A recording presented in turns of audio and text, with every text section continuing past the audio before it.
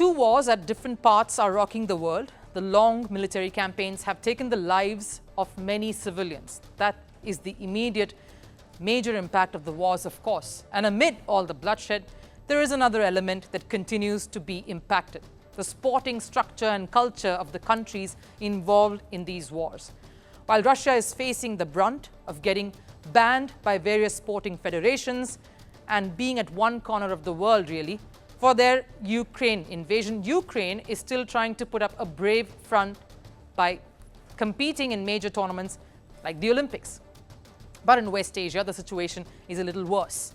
The catastrophic Israel attack on Lebanon is the latest. It's of course led to Lebanese Football Association delaying all of their matches in its domestic tournaments indefinitely. This has come in the wake of Israel's attacks and the threat of an all-out war. Just this week, an attack killed more than 570 people, and at least 50 of those were children. It was one of those deadliest attacks in Lebanon in decades. And one outcome of it is, of course, football events being cancelled altogether. This comes as a major setback for Lebanon, who have shown a lot of promise at the international stage quite recently. A majority of the players who represent the national squad play in the Lebanese Premier League, the top tier there. Only a handful of footballers represent clubs abroad. Stopping all football events means no game time at all for most of these Lebanese national side. The players will have to rely on international fixtures, which, as we know, is quite rare given football is majorly driven by club football here.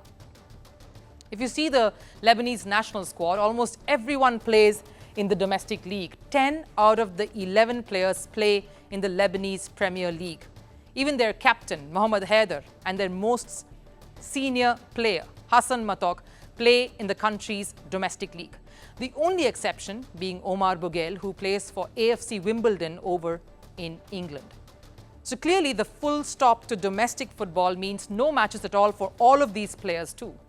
If you're a sports enthusiast or a Lebanese fan, then this is a cause for concern, because the same team showed a lot of promise in the past 4 months. In July, Lebanon pushed the SAF Championship semi-final match against India to a penalty shootout. Yes, Lebanon lost the game, but their brave fight against a more established, settled nation like India was impressive. And just a month before that, Lebanon held the same Indian side to a 0-0 draw in the Intercontinental Cup. During the AFC Asian Cup too, 114th ranked Lebanon drew their match against 90th placed China. And at the World Cup qualifiers, the Lebanese team narrowly missed qualifying for the third round. Despite their struggles, the team has played with a lot of spirit. They've showed promise at the international stage. Their game not just giving joy to the people of Lebanon, but also to every football enthusiast. The Lebanese football team is nothing short of a Cinderella story. The squad is on the rise despite representing a war-torn nation. Very similar to the rise of Afghanistan men's cricket team. Lebanon was on a similar path. The national team has the potential to do further. Players have the faith and ambition to punch above their weight, but they need more playtime to travel and unlock their skills. The war has shattered their dreams of continuing that very ambition. And it's not just Lebanon who is paying the price of this continuous war. Palestinian football too has gotten choked because of the ongoing war with Israel. Just like Lebanon, the Palestinian domestic football tournament, called the West Bank Premier League, has been halted because of the war. Like Lebanese football, most of the players from Palestinian international squad play in the West Bank League.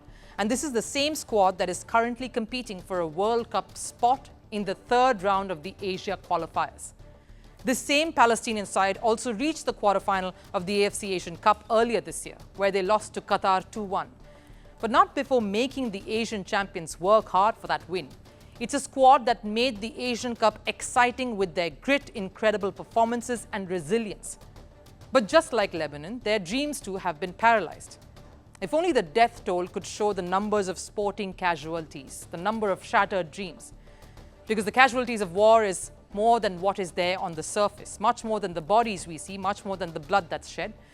That's the effect of a war. It's not just the bloodbath that rocks a country, it also suffocates the dreams of many. dreams of shining at the world stage. Sports is often the first casualty on the battlefield, and it's always the athletes and the sporting heroes who pay the price for this.